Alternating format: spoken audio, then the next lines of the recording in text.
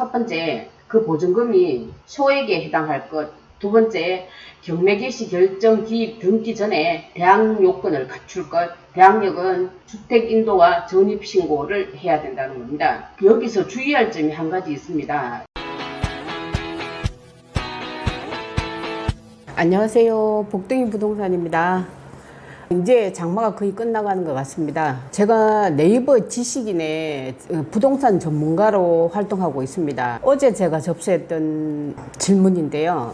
요즘 워낙 사회적으로도 시끄럽기도 하고요. 그런 문제이기 때문에 제가 이 사연을 가지고 왔습니다.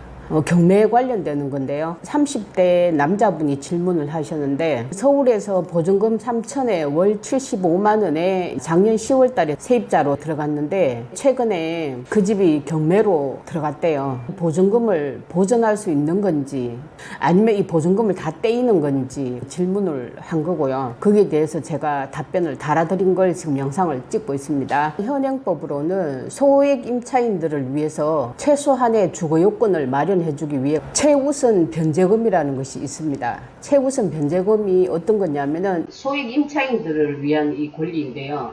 최우선 변제권 권리를 행사하기 위해서는 구비 요건이 있습니다. 최우선 변제권은 임대차 보호법에 임차주택이 경매나 공매가 들어갔을 때 보증금 중에 승립 요건을 갖춘 임차인은 낙찰 금액의 2분의 1 범위 안에서 보증금 중에 일정 금액을 다른 물권자보다 우선해서 변제받을 수 있는 권리를 말하는데요. 최우선 변제권 성립 요건을 알아보면요. 첫 번째, 그 보증금이 소액에 해당할 것. 두 번째, 경매 개시 결정 기입 등기 전에 대항 요건을 갖출 것.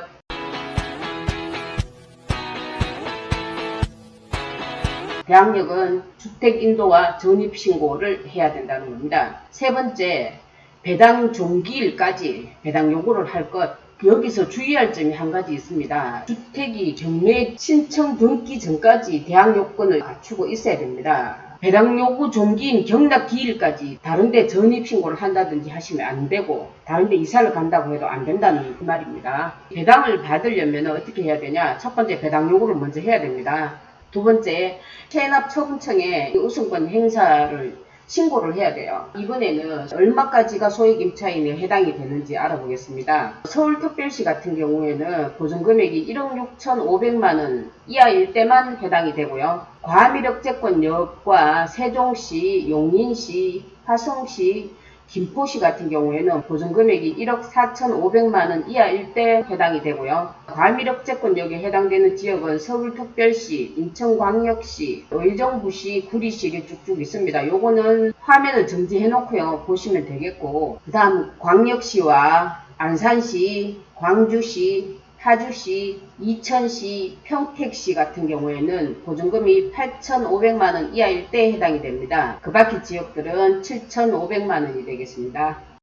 구독, 좋아요 눌러주세요. 팝팝팝. 보증금이 서울이 1억 6,500만원 이하인 사람이 최우선 변제금 최대 5,500만원까지 먼저 받아갈 수도 있고요. 과미력재권역과 세종시, 용인시, 화성시, 김포시 같은 경우에는 보증금이 1억 4,500만원 이하인 사람이 최우선 변제금 최대 4,800만원까지 먼저 받아갈 수 있습니다. 그 다음에 광역시와 안산시, 광주시, 파주시, 이천시, 평택시 같은 경우에는 보증금이 8,500만원 이하인 분들이 해당이 되고요. 최우선 변제금이 2,800만원이 되겠습니다. 그 밖의 지역들은 보증금 7,500만원 이하가 해당이 되고요. 최우선 변제금이 보증금 2,500만원까지 받아갈 수 있습니다. 우선 변제 금액이 주택가액의 2분의 1을 초과하는 경우에는 그 주택가액의 2분의 1에 해당하는 금액만 변제를 받을 수 있습니다. 이 법은 2023년도 2월 21일 당시에 존속 중인 임대차에 대해서 적용하고요. 23년 2월 21일 이전의 거는 그 이전의 법을 따라서 규정을 짓습니다. 여기서 반드시 짚고 넘어가야 될 이 주의사항이 있습니다. 오늘의 이 가장 키포인트가 되겠는데요. 앞에 제가 소개해드렸던 기준은 현행법 기준입니다. 근데 이거 현행법 기준을 적용할 수 있는지 없는지 판단하는 기준이 또 있는데요. 등기사항 증명서 상에 최초로 담보물건이 설정된 시점을 기준으로 해서 하는 겁니다. 이게 무슨 말이냐고 하면은 소액 임차인에 해당이 되어 가지고 전입신고를 하고 들어왔다고 해도 내 앞에 선순위 담보물건이 있으면은 그 담보물건을 기준으로 해서 보증금을 판단한다는 겁니다. 예를 들어서 서울의 어느 지역에 보증금 1억 6,500만원 이하 소액 임차인에 해당이 되면서 오늘 계약서를 쓰고 전입신고해서 들어왔습니다. 제 앞에 2016년도 2월달에 선순위 담보 물건이 1억 6,500만원에 있다고 가정합시다. 이때는 어떻게 판단을 하냐면은 2023년도 오늘 날짜 기준으로 해서 1억 6,500만원이라고 판단을 하는 게 아니고 등기부 등본에 존재하는 선순위 담보물건 접수일 기준입니다. 2016년도 2월달에 서울에는 보증금이 9,500만원 밖에 안 됐거든요.